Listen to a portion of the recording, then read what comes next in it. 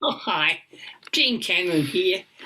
I want to tell you about a lovely woman I'm going to call Julie. None of the names I give people in these client stories are their real name. They're always just a name I've made up for them. But she came to see me feeling lonely and isolated, with dreadful panic attacks that came on with no warning. She woke up dreading each day and was becoming agoraphobic.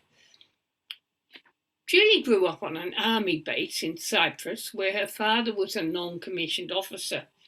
She'd been raped at 8 by two teenage boys, the sons of officers, who she reported this to her parents, but little was done about it other than her father, were being extremely angry and unable to resolve it.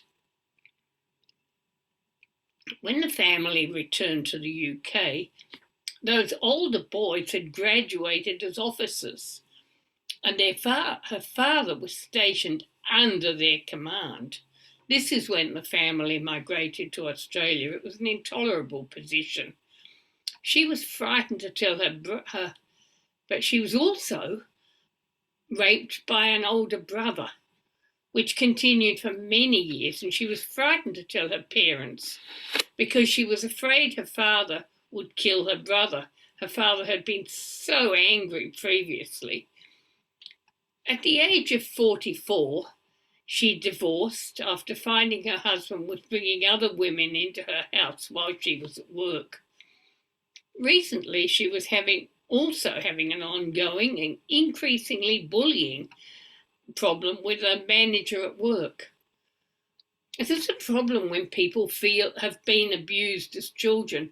They feel they don't matter and they're not important. And this is something that predator people can read on them, and they see them and recognize them as bullyable, which is why it's so important to fix it.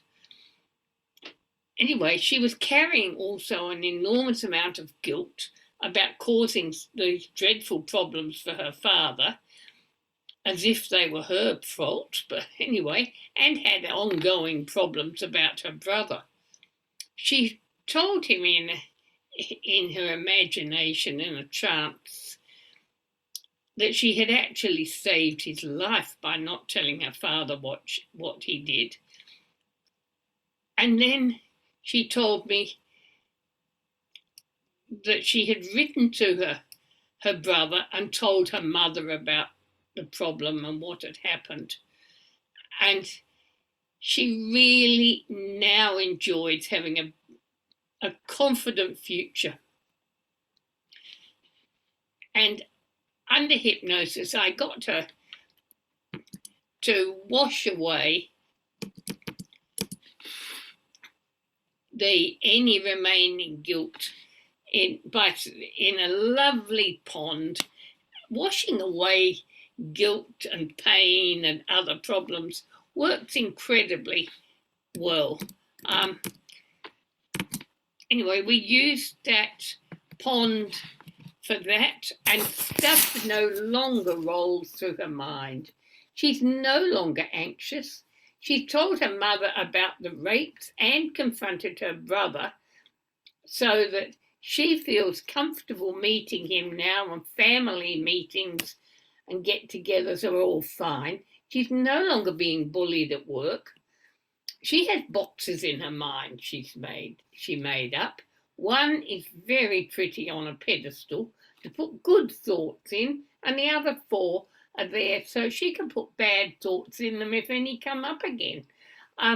So she deals with them, and she's really well now, and that's the big thing, and that is the joy of doing this work, is that I see people healing and growing. It's just wonderful.